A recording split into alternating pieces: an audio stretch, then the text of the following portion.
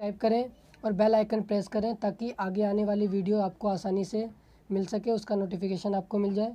तो चलिए शुरू करते हैं। पहला क्वेश्चन है, हिंदी दिवस कब मनाया जाता है? ए 14 सितंबर, बी 14 अगस्त, सी 14 जून, डी 14 जुलाई। 14 सितंबर बिल्कुल सही आंसर है, बिल्कुल सही आंसर है 14 सितंबर। चलिए आप कमेंट करके बताएंगे कि इस बार 14 सितंबर हिंदी दिवस पर कौन सा थीम था। चलिए क्वेश्चन नंबर सेकंड की ओर बढ़ते हैं। भारत के किस राज्य में सबसे अधिक कॉफ़ी उगाई जाती है? ए महाराष्ट्र, बी तमिलनाडु, सी कर्नाटक, डी गुजरात। जल्दी से कमेंट करके बताइए। बिल्कुल सही है, कर्नाटक आपका आंसर बिल्कुल सही है। कर्नाटक राज्य में सबसे अधिक कॉफ़ी उगाई जाती है। और एक बात और ध्यान रखनी पड़ेगी आपको कि जो मूंगफली का उत्पादन जो है सबसे ज़्यादा आंध्र प्रदेश में किया जाता है। ये भी काफ़ी इंपॉर्टेंट है, इसलिए मैंने आपको बता दिया, आप ज़रूर इसे याद रखें। चलिए क्वेश्चन नंबर 3 की ओर बढ़ते हैं। मौलिक अधिकार किसके संविधान से ग्रहित किए गए हैं? सॉरी, यहाँ पे ग्रहित होना चाहिए था, थोड़ा मिसप्रिंट है। ए ऑस्ट्रेलिया, बी रूस, C America, D Ireland. America बिल्कुल सही आंसर है। अमेरिका से हमारे मौलिक अधिकार के जो है संविधान जो है उनसे ग्रहित किया गया है, अमेरिका से। चलिए क्वेश्चन नंबर 4 की ओर बढ़ते हैं। रेगिस्तान क्षेत्र में मशरूम चट्टान का निर्माण किसका उदाहरण है? चलिए बताइए जल्दी से। ए अपघर्षण, बी अपरदन, सी अपवाहन, सी संगीन घर्षण। जल्दी से कमेंट करके बताइए। हाँ, बी बिल्कुल सही आंसर है, बी अपरदन बिल्कुल सही है, जिसे इंग्लिश में सॉइल एरेशन कहते हैं। आप अपरदन जानते हैं? अपरदन यानी भूमि का कटाव या बहाव विभिन्न कारणों से, जैसे बाढ़ आना, पवने, वर्षा, ये सारे जो हैं हमारे क्या कहते हैं, मिट्टी जो है, हमारा जो भूस्खलन है उसके ऊपरी परत का जो है उसको कटाव करते हैं, जिससे कि हमें भूस्खलन जैसी या फिर भूकंप जैसे जो है आपदाओं का सामना करना पड़ता है, अपरदन होता है। इसलिए आप लोगों को अपरदन से बचाव के लिए हमें अधिक से अधिक पेड़ लगाने चाहिए। चलिए क्वेश्चन नंबर 5 की ओर बढ़ते हैं। सिंधु घाटी सभ्यता की लिपि कौन सी लिपि है? ए ब्राह्मी, बी तमिल, सी खरोष्टी, डी अज्ञात। जल्दी से कमेंट करके बताइए। सिंधु घाटी सभ्यता की लिपि कौन सी है?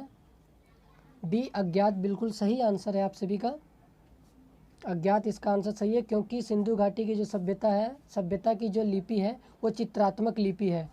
आप पढ़ेंगे, आप इसे 10th क्लास में या 11th में, तो इसमें आप देखेंगे कि इस लिपि को चित्रात्मक लिपि भी बोला जाता है, जिसे पढ़ पाना आसान नहीं है, काफ़ी जटिल है, इसमें कॉम्प्लेक्सिटी ज़्यादा होती है, इसलिए इसे अज्ञात माना गया, इसे पढ़ना नामुमकिन है, ऐसा आप समझ सकते हैं। चलिए क्वेश्चन नंबर 6 की ओर बढ़ते हैं।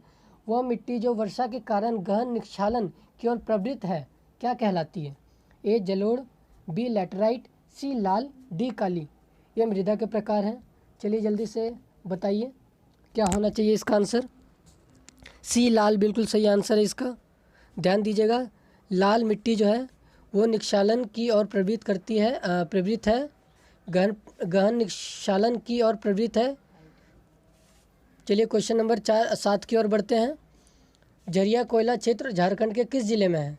ए रांची, बी हजारीबाग, सी धनबाद, डी चाईबासा।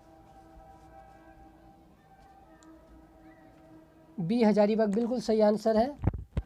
कोयले का और अभ्रक का काफ़ी बड़ी मात्रा में उत्पादन जो है हजारीबाग में होता है, जो कि झारखंड में है। चलिए क्वेश्चन नंबर 8 की ओर बढ़ते हैं। ध्वनि की तीव्रता किस माध्यम से अधिक होती है? ए धातु, बी जल, सी बहुलक, डी वायु। बताइए। ए धातु बिल्कुल सही आंसर है। धातु में जो है ध्वनि की तीव्रता का माध्यम जो है बहुत अधिक होता है। इस क्वेश्चन नंबर 9 की ओर बढ़ते हैं। दाब के मापन के लिए किस यंत्र का प्रयोग किया जाता है? उस मैकेनिज्म का नाम बताना है। A thermometer, B hydrometer, C barometer, D anemometer. C barometer बिल्कुल सही आंसर है। थर्मामीटर से हम टेम्परेचर नापते हैं, हाइड्रोमीटर से हम वाटर का पैमाने वाटर के स्केल के रूप में हम इसे यूज़ करते हैं। चलिए क्वेश्चन नंबर 10 जो कि काफ़ी इंपॉर्टेंट है, ध्यान दीजिएगा। अकबर का प्रसिद्ध राजस्व मंत्री कौन था? ए तानसेन, बी राणा प्रताप सिंह, सी हुमायूं, डी टोडरमल। चलिए जल्दी से बताइए, अकबर का प्रसिद्ध राजस्व मंत्री कौन था? डी बिल्कुल सही आंसर है, टोडरमल। टोडरमल जो था वो अकबर का प्रसिद्ध राजस्व मंत्री था, जो इसके राजस्व और एज अकाउंटेंट उसके लिए काम किया करता था, और ये अकबर के लिए काफ़ी विश्वसनीय भी था। चलिए क्वेश्चन नंबर 11 की ओर बढ़ते हैं। किस दिन विश्व एड्स दिवस मनाया जाता है? आपके ऑप्शन है ए 20 मार्च, बी 1 दिसंबर, सी 20 दिसंबर, डी 1 मार्च। जल्दी से बताइए, विश्व एड्स दिवस कब मनाया जाता है? बी 1 दिसंबर बिल्कुल सही है, बहुत ही अच्छा आपने बताया। चलिए क्वेश्चन नंबर 12 की ओर बढ़ते हैं। प्रथम विश्व पर्यावरण दिवस किस वर्ष मनाया जाता है? ए 1972, बी 1973, सी 1974, डी 1980। ए 1972 बिल्कुल सही आंसर है। और वैसे पर्यावरण दिवस हर साल किस दिन मनाया जाता है?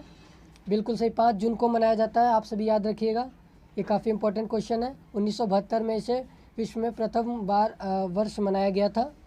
चलिए क्वेश्चन नंबर 13 की ओर बढ़ते हैं। भारतीय औद्योगिक विकास बैंक की स्थापना कब की गई थी? आपके ऑप्शन है ए जुलाई 1968, बी जुलाई 1966, सी 19 जुलाई 1962, डी जुलाई 1964। बिल्कुल सही है, क्वेश्चन का आंसर जो है 13 नंबर का वो डी है, 1964 जुलाई में, बिल्कुल सही है। बैंक की स्थापना की गई थी, औद्योगिक भारतीय औद्योगिक बैंक की स्थापना जुलाई 1964 में की गई थी। चलिए क्वेश्चन नंबर 14 की ओर बढ़ते हैं। मंगल की परिक्रमा कक्षा में जाने वाले प्रथम एशियाई देश का नाम बताइए। आपके ऑप्शन है A Japan, B Bharat, C Pakistan, D चीन। जल्दी बताइए, मंगल की परिक्रमा कक्षा में जाने वाले प्रथम एशियाई देश का नाम बताइए। बी भारत बिल्कुल सही है। चलिए क्वेश्चन नंबर 15 की ओर बढ़ते हैं।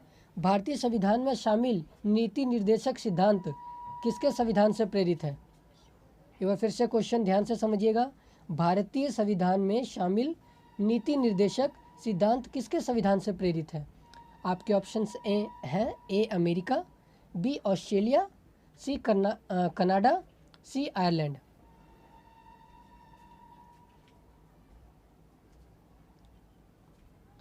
ए अमेरिका बिल्कुल सही आंसर है, अमेरिका जो है बिल्कुल सही आंसर है। नीति निर्देशक के लिए भी हमने जो सिद्धांत है वो हमने अमेरिका से ही लिया है, और मौलिक अधिकारों के लिए भी जो है हमने अमेरिका से ही सिद्धांत ग्रहित किया है। चलिए क्वेश्चन नंबर 16 की ओर बढ़ते हैं। जब किसी कुंडली की संख्या कुंडली की लंबाई में कोई परिवर्तन किए बिना 3 गुना कर दी जाती है तो उसका पैराकत्व कितना होता है? ए 9 गुना, बी 2 गुना, सी 3 गुना, डी 1/3। एक बार क्वेश्चन नंबर 16 फिर से देखिए। जब किसी कुंडली में कुंडली की संख्या कुंडली की लंबाई में कोई परिवर्तन किए बिना 3 गुनी कर दी जाती है तो उसका पैराकत्व कितना हो जाता है? देखिए ऑलरेडी ये अपने आप में 3 मल्टीपल में होता है, और जब ये ऑलरेडी 3 मल्टीपल में है तो ये ऑलरेडी बता रहा है कि इसका परिवर्तन जो है लंबाई में वो 3 गुना हो जाता है। तो 3 गुना और 3 9 गुना बिल्कुल सही आंसर है इसका, ए इसका आंसर होगा। चलिए क्वेश्चन नंबर 17 की ओर बढ़ते हैं। सूखी बर्फ किसका ठोस रूप है? आपके ऑप्शन है ए नाइट्रोजन, बी वायु, सी पानी, D carbon dioxide. A nitrogen बिल्कुल सही आंसर है, नाइट्रोजन जो है सूखी बर्फ का ठोस रूप है पूरी तरह से। चलिए क्वेश्चन नंबर 18 की ओर बढ़ते हैं। भारत में मसालों का उर्वरक क्षेत्र कौन सा है? भारत में मसालों का उर्वरक क्षेत्र कौन सा है? आपके ऑप्शन है ए कर्नाटक, बी केरल, सी असम, डी हिमाचल प्रदेश। चलिए जल्दी से बताइए क्या होना चाहिए आंसर। बी केरल बिल्कुल सही आंसर है। केरल जो है मसालों के उर्वरक क्षेत्र का जो काफ़ी बड़ा उत्पादन जो है वहाँ पे किया जाता है भारत में, और ये हमारे लिए कॉफ़ी का वो कर्नाटक में था जिसमें हम कॉफ़ी का उत्पादन भी काफ़ी मात्रा में करते थे। चलिए क्वेश्चन नंबर 19 की ओर बढ़ते हैं। तमिलनाडु में सर्वाधिक लोकप्रिय त्यौहार कौन सा है? ए ओणम, बी बिहू, सी पोंगल, डी गुड़ी पड़वा। तमिलनाडु में सर्वाधिक लोकप्रिय त्यौहार कौन सा है? चलिए जल्दी से बताइए क्या होना चाहिए आंसर। सी पोंगल बिल्कुल सही इसका आंसर है, पोंगल इसका सही आंसर है। और एक और चीज़ याद रखिएगा कि असम में सर्वाधिक लोकप्रिय कौन सा त्यौहार है, तो वो इसका आंसर बी बिहू होता। आप ध्यान दीजिएगा, तमिलनाडु में पोंगल और असम में बिहू काफ़ी हर्ष और उल्लास के साथ मनाया जाता है। चलिए क्वेश्चन नंबर 20 की ओर बढ़ते हैं। कृष्णदेव राय ने हम्पी में कृष्ण स्वामी मंदिर बनवाया था, यह इस समय किस राज्य में स्थित है? एक बार क्वेश्चन फिर से समझेंगे। कृष्णदेव राय ने हम्पी में कृष्ण स्वामी मंदिर बनवाया था, यह इस समय किस राज्य में स्थित है? ए कोलकाता, बी जम्मू कश्मीर, सी केरल, डी कर्नाटक। बिल्कुल सही बता रहे हैं आप, डी कर्नाटक बिल्कुल सही आंसर है आपका, बिल्कुल सही है, डी कर्नाटक होगा। इसी राज्य में जो है हमारी हम्पी के कृष्ण स्वामी मंदिर जो है बनवाया गया था, जो आज भी वहाँ पे काफ़ी प्रसिद्ध है।